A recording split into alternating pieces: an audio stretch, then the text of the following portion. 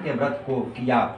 उसने सत्यदेव से यह दिव्य वर मांगा कि हे सत्यदेव, हमारे पति और दामाद जल्दी अपने घर आवे। मेरे पति और दामाद के अपराध को आप क्षमा करने योग्य हैं, अतः क्षमा कीजिए। इससे सत्यनारायण स्वामी संतुष्ट हो गए और चंद्रकेतु राजा को स्वप्न ने दिखाया कि हे राजन, कल सवेरे ही दोनों बनियों को छोड़ देना और उनका धन भी जो तुमने ले लिया वह दे देना, नहीं तो हम धन पुत्र के संग तेरा सारा राज्य नष्ट कर देंगे। यह बात राजा से कहकर सत्यनारायण प्रभु अंतर ध्यान हो गए। तब प्रातः काल के समय राजा निज जनों यानी मंत्री जनों के साथ सभा में उपस्थित हो वह अपना स्वप्न सुनाकर कहा, बांधे हुए बनियों को शीघ्र छोड़ दो, ऐसा आदेश दिया। यह सुनकर दूत लोग बनिया को बंदी खाने से छुड़ाकर राजा के निकट लाए और विनय युक्त वचन बोले, हे महाराज, हम इन दोनों बनियों को लाए हैं, अब आपकी क्या आज्ञा है। उन दोनों ने महाराज चंद्रकेतु को नमस्कार कर पूर्व वृत्तांत का स्मरण करते हुए राजा चंद्रकेतु से साधु तथा दामाद ने कुछ नहीं कहा। वणिक पुत्रों को देखकर राजा आदर से बोले, अभाग्यवश तुमको बड़ा दुख मिला, तुम लोग भय न करना। इस प्रकार राजा ने कहकर उन दोनों के हाथ पैर की हथकड़ी बेणी कटवाकर क्षौर कर्म कराया। फिर वस्त्र और आभूषण आदि देकर बनिया को अत्यंत संतुष्ट किया। पहले जितना धन लिया था उसका दुगना धन देकर कहा, अब आप अपने घर जाएं। दोनों बनियों ने राजा को नमस्कार कर कहा कि आपकी कृपा से घर जाते हैं। इति श्री स्कंद पुराणे रेवाखंडे सत्यनारायण व्रत कथ्याम पंचमो अध्याय। एक बार प्रेम से बोलिए श्री सत्यनारायण भगवान की जय। गणेश भगवान की गणेश भगवान की जय। नमः। षष्ठमो अध्याय। श्री सूत जी बोले, साधु भगवान की मंगलाचार पूर्वक पूजा कर ब्राह्मणों को धन देकर निज नगर को चला। कुछ दूर जाने पर सत्यनारायण देव ने वैश्य यानी बनिए के मन की बात जानने के लिए पूछा कि तुम्हारी नाव में क्या है। मदोन्मत्त महाजन बनिया हंसकर बोला, हे दंडिन, हे साधु, क्या यह क्यों पूछते हो? क्या धन लेने की इच्छा है? मेरी नाव में लता पत्र आदि भरे हैं।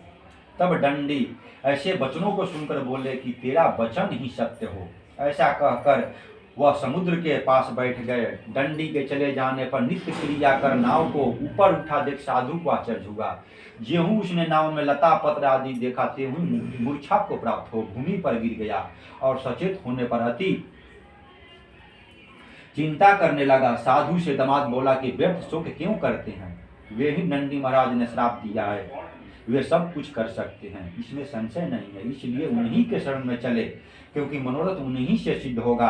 साधु दामाद के वचन सुन दंडी के पास गया और दंडी को प्रणाम कर भक्ति से देकर आदर युक्त वचन बोला, जो मैंने आपसे कहा था उस अपराध को आप क्षमा कीजिए। यह कहकर बारंबार नमस्कार कर शोकाकुल हो गया। तब दंडी उसको रोते हुए देखकर बोले, रो मत, मेरे वचन को सुन। तू मेरी पूजा से सदा मुंह फेरे रहता है और मेरी इच्छा से दुर्बुद्धि तुझे बारंबार दुख मिला।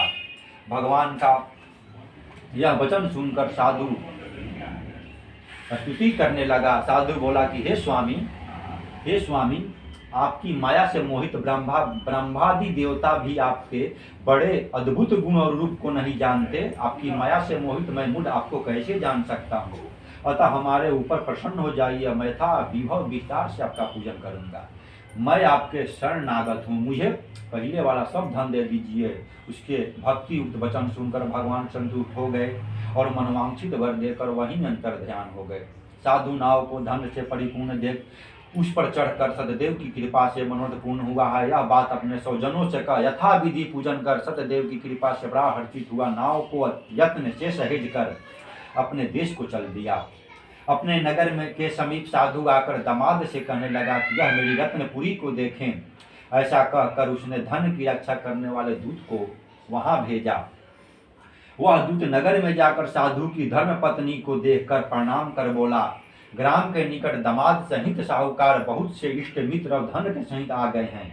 दूत के मुख से ऐसे वचन सुनकर साधु की स्त्री बड़ी हर्षित हो सतदेव का पूजन कर कन्या से कहने लगी, मैं जाती हूँ, तुम भी शीघ्र व्रत समाप्त कर आओ। लड़की इस प्रकार का वचन सुनकर जल्दी व्रत समाप्त कर प्रसाद को भूल से न खाकर अपने पति को देखने चली गई। इससे सत्यदेव ने क्रोधित होकर उसके पति को नाव सहित जल में डुबो दिया।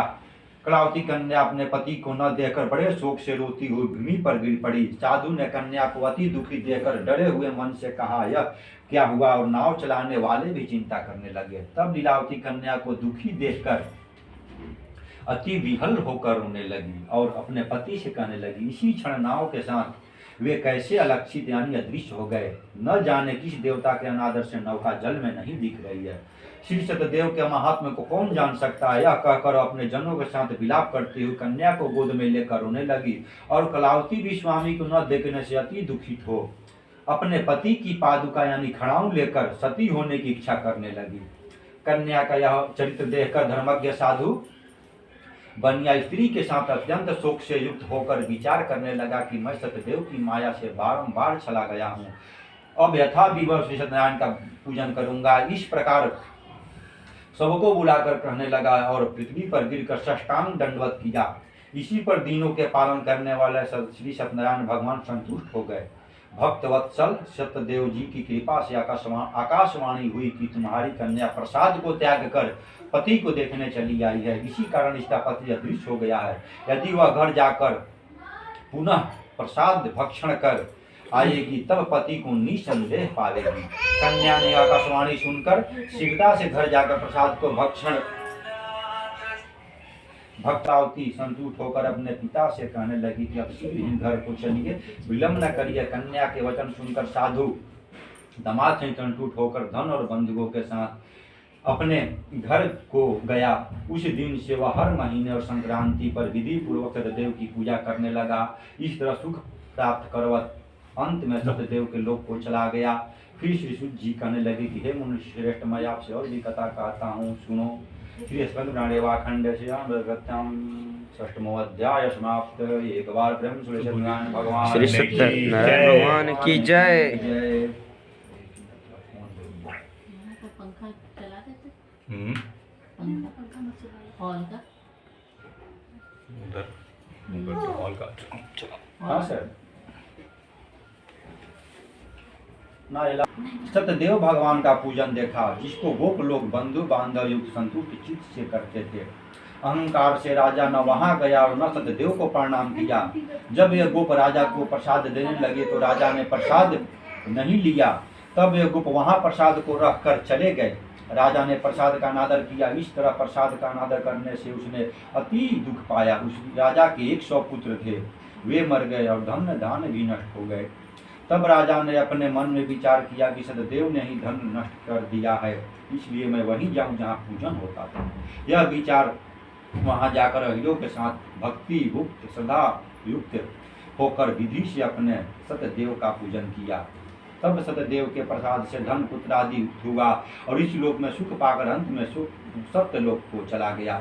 जो प्राणी अति दुर्लभ इस सत्यदेव के व्रत को करता है और भक्ति युक्त होकर पवित्र फलदायिनी कथा को सुनता है, उसको सत्यदेव के प्रसाद से धन धान्य आदि दिक प्राप्त होते हैं।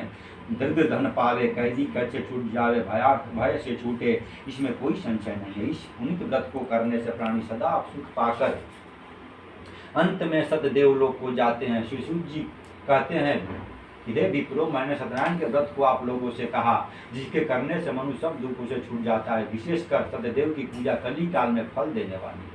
इन्हीं को कोई काल, कोई सत्य, कोई परमेश्वर, कोई सत्यनारायण और कोई सत्यदेव कहेंगे। सत्य रूपी विष्णु सत्यनारायण कली युग में अनेक रूप धारण कर सबको वांछित फल देने वाले होंगे। हे मुनिश्रेष्ठ, जो प्राणी इसको पढ़ता है या सुनता है, उसके संपूर्ण पाप सत्यदेव के प्रसाद से नष्ट हो जाते हैं, इसमें कुछ भी संशय नहीं है। श्री स्कंद पुराणे रेवाखंड सिद्धांत सप्तमो अध्याय समाप्त। एक बाल प्रेम से बोलिए श्री सत्यनारायण भगवान की जय। विष्णु भगवान की जय। जय जय भगवान की जय। जय जय जय। मेरा भाई टाइट है पवन थोड़ा। पवन आप दवाई खा लीजिए। ला के रखें। कहाँ से